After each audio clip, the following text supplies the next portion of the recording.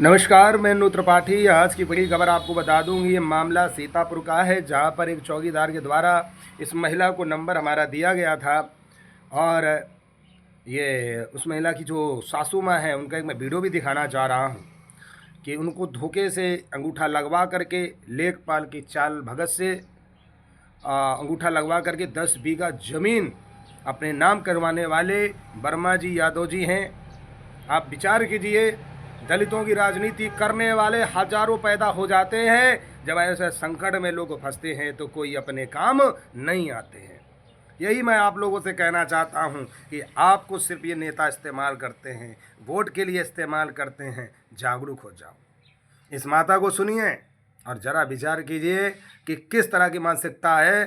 थाना से जबकि कोर्ट ने आदेश भी कर दिया, कोर्ट के आदेश के बावजूद भी कोई सुनवाई नहीं हो रही। महिला बार बार मुझसे रिक्वेस्ट कर रही कि मुझे इंसाफ दिलाइए, मुझे इंसाफ दिलाइए। अब बताइए मुझे क्या करना चाहिए। आप इस पर ध्यान दीजिए और देखिए, ये सीतापुर का मामला है और हम इस पर विचार विमर्श कर भी रहे हैं। मुझे अगर चीज़ें क्लियर होती हैं तो मैं संभवतः इसका मदद ज़रूर करूँगा, क्योंकि इसका पति जो है वो जेल में है, ससुर इसके एक्सपायर हो गए, घर में कोई मर्द नहीं है ऐसा जो इनकी लड़ाई लड़ सके। तो मैं एक मानवतावादी इंसान हूँ, मैं जाति नहीं, मैं अपने धर्म और कर्तव्य को निभाता हूँ। मैं यही आप लोगों से कहना चाहता हूँ, ये सारी पीड़ा, ये दर्द इस समाज में इतने हैं, लेकिन ये नेता सिर्फ जाति की रोटी सेक कर वोट तो लेना जानते हैं, पर इनके ज़मीन पर उतर के काम नहीं करना जानते। तो आप ज़रा इन माता जी को सुनिए और इनके जो भी कागज़ आगज हैं वो सब मेरे पास आए हुए हैं। इसके अलावा आप वीडियो में देख आप सकते हैं कैसे दबंगों की तरह ये लोग दबंगई कर रहे हैं, गुंडे तेज इनकी फसल काट लिए गए। आप विचार कीजिए क्या चाहिए और जीवन में। पहले इस वीडियो को ज़रूर देख लीजिए, फिर मुझे बताइए कमेंट करके कि मुझे क्या करना चाहिए। जय हिंद, जय भारत। बाबा साहब न्याय मांगे, जन जनता फसल बोई जाए, हमारे बच्चे छोटे छोटे काट होंगे, लागत हमें में लगाएं और साहब उनका कोई न्याय नहीं करते बड़े जरूर सबको हमारी न्याय सहायता करेंगे। संतोष राजकुमार विमल संकलन और ये साहब दलाली से हमारे काम कर देते हैं और साहब उनके साथी कहते हैं कि हमको उनको गेहूँ बुला दिया, हम दवा दिया, हमको साहब मिला कर देंगे और हमको पुलिस प्रशासन को नहीं पुलिस को जाते हैं तो साहब भगा देते हैं कि अब लेखपाल बोल रहे हैं कि हम मुकदमा खारिज करवा देंगे तो हमारा कुछ नहीं हम ज़्यादा करोगे और तुमको जेल हो जाएगा। यही साहब तो बोल रहे हैं, हम क्या करें, कहाँ जाए, बच्चे हैं, क्या खिलाई, यही हमारी झोपड़ी है, तो रहना बचना कोई घर नहीं और माँ बाप की हमने सेवा किया, अब हमको भगाया जा रहा है, हमसे हम इसका हमको साहब न्याय दिया जाए। हम गरीब हैं, क्या खाएँ क्या करें और क्या बच्चन खिलाई, घर में छोटे बड़े 6 लोग हैं और सब लड़कन को यहाँ रहने नहीं देते हैं, आते हैं तो उनको धमकी देकर भगा देते हैं। जी जी बताइए। अभी अभी लेखपाल साहब जब गेहूं हमारे कटे थे, लेखपाल साहब उनसे पैसे लिए हैं, उन्हीं का फोन उठा रहे हैं। हमारा फोन क्यों नहीं उठा रहे थे?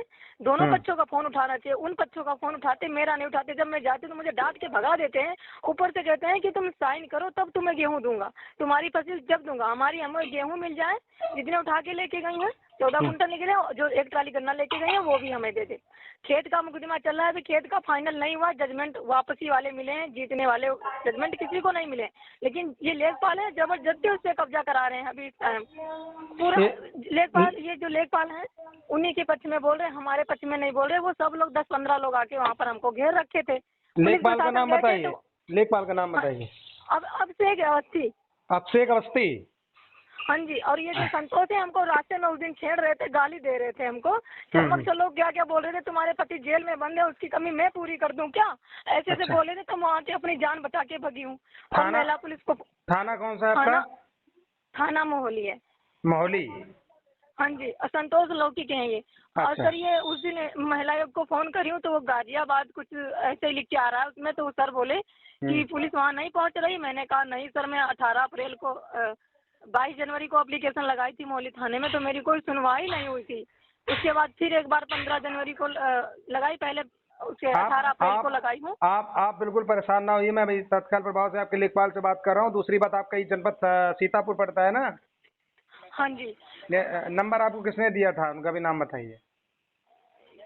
कौन सा नंबर? अरे मेरा नंबर किसने दिया था? आपका नंबर वो दिए थे, उनका नाम नहीं पता है, बाकी हमारे रिश्तेदार हैं वो जो चौकीदार थे। अच्छा अच्छा, चलिए कोई बात नहीं, आपकी हम संभवतः मदद कर रहे हैं। आप बिल्कुल परेशान नहीं, मेरे पास भी लोड रहता है, हम समझ सकते हैं आपकी तकलीफ को, लेकिन अभी हमें 2 मिनट दीजिए आप बस, ठीक है?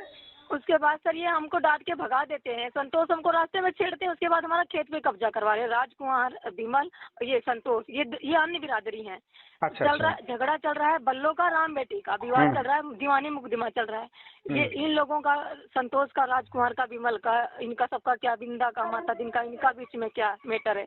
ये बीच में दलाल मिले, दलाल जबरदस्ती बन के खेत कब्जा करवा दिए, हमारी फसल लिवा लिए हैं। उसके बाद हमें जहाँ कहीं मिलती हूँ अकेले में, वहाँ मुझे गाली पकड़ी देते हैं। कल घर में गाली दिए हैं परसों राजकुमार, उसका सबूत रिकॉर्डिंग सब आपको भेज दी हूँ सर। चलिए चलिए कोई बात नहीं, आप परेशान ना हो, मैं अभी लेखपाल से पहले बात हमारी कर रहा कहीं सुनवाई नहीं हो रही अब सर। होगी। जब तक हमें न्याय दिलाए, हमें न्याय दिलाओ, नहीं तो हम सब लोग जान दे के मर जाएंगे। नहीं नहीं, आप बिल्कुल परेशान ना होइए, आपने अगर इतनी उम्मीद हम पे जताई तो मैं अपनी तरफ पूरी कोशिश करूंगा। अभी तक आपके साथ क्या था मुझे नहीं पता, पर मैं अभी हमें लेखपाल से बात कर रहा हूँ। चमार चमरिया के हमको गाली देते हैं राजकुमार, संतोष, हमें कोई रास्ते में बात छेड़ते हैं ये नहीं, लोग।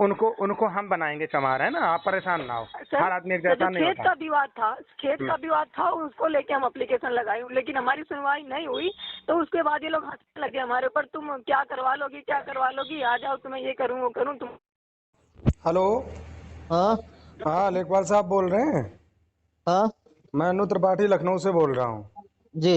ये राम बेटी वाला क्या मामला है? राम बेटी, अच्छा वो बुढ़ी लालपुर वाला। हाँ। तो इनका एक मुकदमा चल रहा था राम बेटी बनाम बल्लो के नाम से। हम्म तो न्यायालय से बल्लो एक महिला है, बुढ़िया में रहती, उनके पक्ष में आदेश हुआ।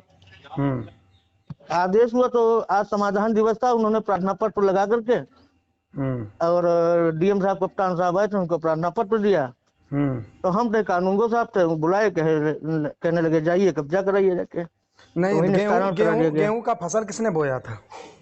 गेहूं का फसल तो इन्होंने बोया था, राम बेटी ने। तो राम बेटी ने बोया था, तो क्या हमारी कानूनी व्यवस्था इतनी कमजोर हो चुकी है कि जो व्यक्ति गेहूं बो रहा है और कटवा दूसरा लेगा? नहीं नहीं, कटवाया दूसरे किसी ने नहीं कटवाया। अब वीडियो मैं मेरे आपको पास आया बताऊं है। ना, सुनिए, गेहूं की फसल जो थी राम बेटी ने बोई थी, हम्म और उस खेत के जो बटाईदार हैं हम्म उनके यहाँ गेहूं रखा है, किसी और ने नहीं काटा। जिसने बटाई पे खेत लिया था, आप उनके पास ये गए कि अंगूठा लगाओगे तो फिर मैं आपको गेहूं वापस करवाऊंगा, ऐसा बोला ये आपने? कुछ नहीं, ऐसा नहीं कहा। हमने इस पार में वो बना रहे थे, तो हमने कहा, पहले हमने उससे कहा, उनकी वो तो थी नहीं घर पे, उनकी बहू थी, वो आई थी खेत पे। तो हमने ये कहा कि तुम चली जाना गांव और उनसे गेहूं ले लेना। बटाईदार बोली, कहने लगी कि आप होंगे तब दिलवा दिया जाएगा। गेहूं के लिए उनका पहले भी फोन आया था, तो हमने कहा था आप परेशान न हो, फसल आप द्वारा लगाई गई है, फसल आपको ही दिलाई जाएगी।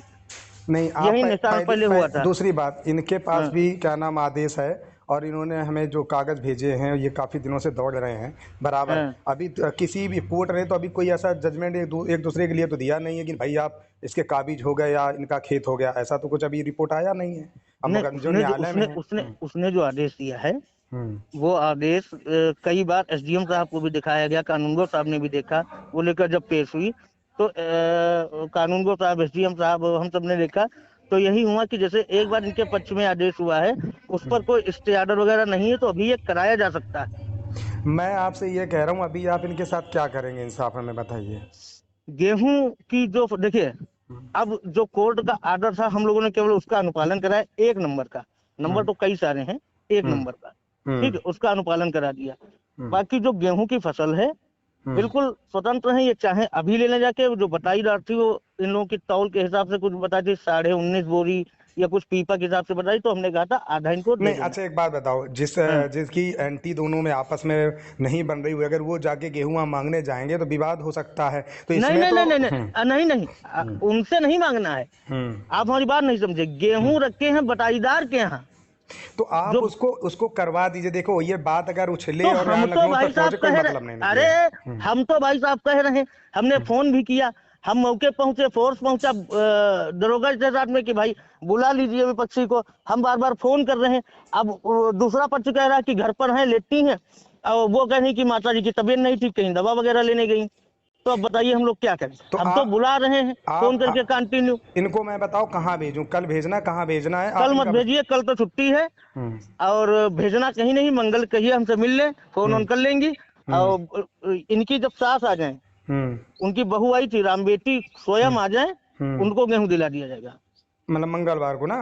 हाँ चलो चलो, इंतजार करता हूँ बस इनका, जो गेहूं वगैरह का जो भी है। आप अपने स्तर से कोई काम ऐसा मत करिए जो आपको 4 लोग कहे, है ना। मेरे पास आया फोन तो मुझे लगा कि आपसे बात करेंगे। वो आप इनसे ही पूछ लीजिएगा, राम बेटी यहाँ से अगर किसी ने फोन किया तो पूछ लीजिएगा। आज भी हम ये कह रहे थे, बटाईदार से भी ये कहा, इनसे भी, कि गेहूं जो है इनको अपना दे देना। तो आप उनको गेहूं इनका जो भी फसल है वो दिलवा दीजिए, है ना। और ये गन्ना ना बता रहे तो कुछ गन्ना भी तो है शायद? नहीं गन्ना नहीं, इस नंबर में तो गेहूं लगा था जिसमें पजेशन दिलाया गया। अच्छा गेहूं लगा, चलो गेहूं वाला आप काम कराइए, जो पहले इन्होंने इनका जो मेन समस्या है उसका समाधान कीजिए। ठीक ठीक।